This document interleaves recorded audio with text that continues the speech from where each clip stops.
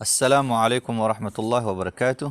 Dhegeystayaal daawadayaal ku soo dhawaada mar kale iyo casharkeenii Chemistry Secondary Form 1 Chapter 4 baynu soo gaarnay Atoms and Molecules.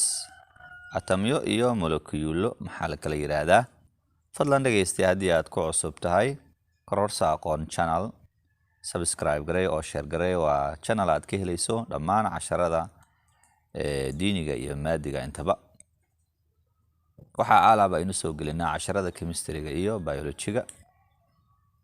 casharkeena maanta wuxuu ku saabsan yahay atoms and molecules, atomyada iyo molekiyulada.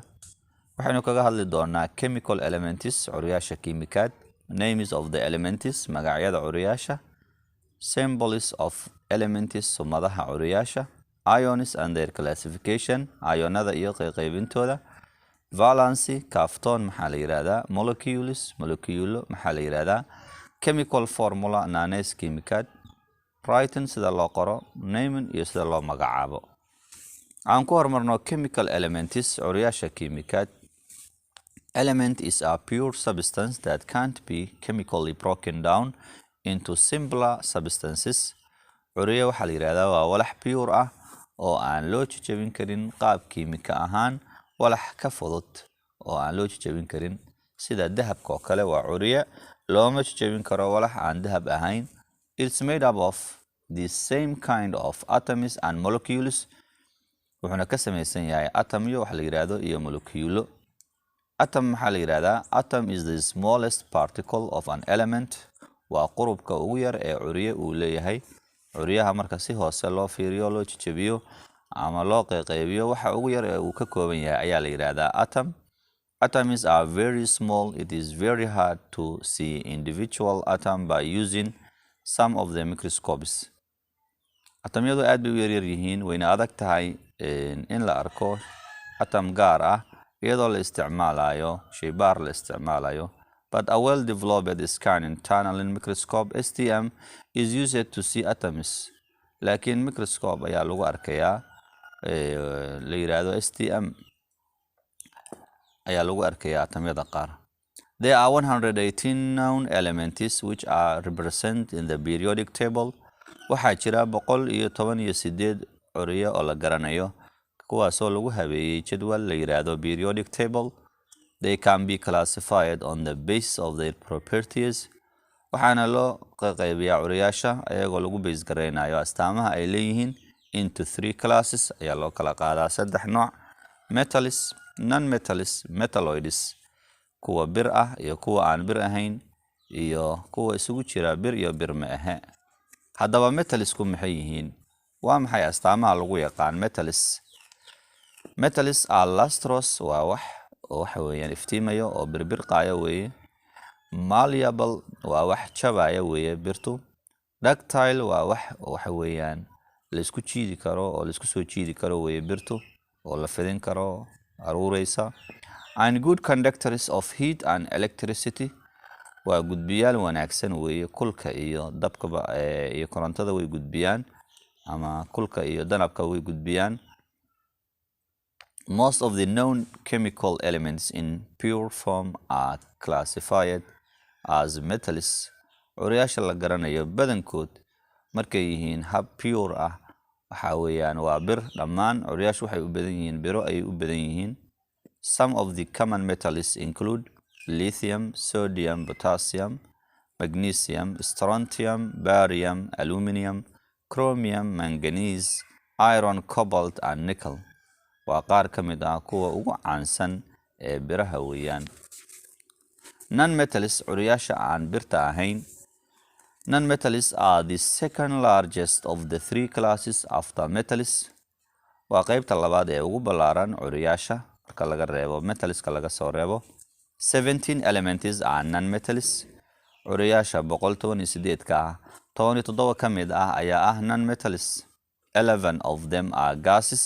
12 ka mid ah waa hawooyin ama waa neefo. At room temperature markay qabow yihiin.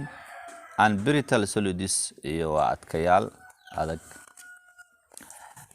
haddaynu magacoono qaarka ugu curiyaasha waxa weeyaan 17 ka ah non-metals ka ah waxay kala yihiin hydrogen, carbon, nitrogen, phosphorus, oxygen, sulfur, selenium, fluorine, chlorine, bromine, iodine, helium, neon, argon, krypton, xenon, radon. Metalloids curyaasha waxa weeyaan metalloidska la yiraahdo oo bir iyo birmeeha isugu jira labada astaamood leh. Metalloids are the elements which share properties of metals and non-metals. Waa curyaasha ay wadaagaan astaamaha birta iyo astaamaha aan birta ahayn labadaba leh. Their properties are intermediate. Astaamahoodu waxay u dhaxeeyaan between the properties of metals and non-metal. Kuwa birta iyo kuwa aan birta ahayn astaamaha ay leeyihiin ay u wada dhaxeeyaan. They are also called semi-metals. Waxa kaloo la yiraahdaa qayb ay bir ka yihiin waa la yiraahdaa waa halfna waa bir halfna bir ma aha ayaa la yiraahdaa. Marka metalloidsna waa la yiraahdaa, semi-metalna waa la yiraahdaa. waxayna kala yihiin curyaashaas boron, silicon, germanium, arsenic, antimony, tellurium, polonium, and sometimes astatine waa lagu daraa. Names of the elements. Magacyada curyaasha. The names of some elements are derived from place in which they were first discovered, countries and laboratories. Magacyada curyaasha qaarkood waxaa laga soo dhiraandariyay ama laga keenay meelihii waxa weeyaan laga soo helay ama laga soo saaray. Countries wadamo ha noqdaan ama laboratories shaybaarradii lagu soo saaray ha noqdaan. waxaa ka mid ah curyaashaas oo wadamada loogu magac daray Californium curya la yiraahdo ayaa jiro oo gobolka California Mareykanka ku yaalo loogu magac daray. European curya la yiraahdo ayaa jiro oo Europe loogu magac daray. Polonium dalka Poland loogu magac daray. Germanium Jarmalka loogu magac daray. Indium India loogu magac daray. Americium America loogu magac daray. There are also a group of elements that have been named after the planets. waxaa jiro koox curyaal ah oo waxa weeyaan la magacaabay curyaasha markii la helay ka bacdi meerayaasha. waqtigii meerayaasha la helay curyaal ka bacdi la helay ayaa jiro loogu magac daray meerayaasha si loogu soo caanbixiyo. sida uranium curyaha la yiraahdo meerayaha Uranus ayaa waxa loogu magac daray. Neptunium curya la yiraahdo jiro Neptune meeraha la yiraahdo loogu magac daray. Plutonium ayaa jiro meeraha Pluto la yiraahdo ayaa loogu magac daray. Some other elements are named after the name of scientist in honor. curyaasha qaarkoodna waxaa loogu magac daray magaca saynisyahankii soo saaray iyadoo lagu xushmaynayo. Borium curya la yiraahdo ayaa jiro.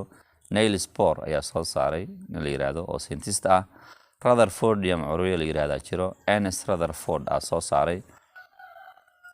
Einsteinium curya la yiraahdo ayaa jiro. Albert Einstein ayaa soo saaray. Curium ayaa jiro curya la yiraahdo. Maria Curie ayaa soo saartay. Mendeleevium curya la yiraahdo jiro. Mendeleev ayaa soo saaray. Haddaba the names and symbols of elements are approved by IUPAC. hadeer magacyada iyo sumadaha curyaasha waxaa la waafajiyaa hab la yiraahdo IUPAC oo ah hab adduunyada isku waafaqeen oo la yiraahdo International Union of Pure and Applied Chemistry. dhegeystayaal daawadayaal casharkeeni maanta ee ku saabsanaa atoms and molecules gaar ahaan chemical elements curyaasha kiimikaad iyo names of the elements iyo magacyada curyaasha halkaas aynu ku soo gabagabaynaynaa. intaynu ku kulmi doonaa cashar la mid ah casharkan waxaan idinkaga tegayaa sidaas iyo nabadgelyo. wassalaamu calaykum waraxmatullaahi wabarakaatuh.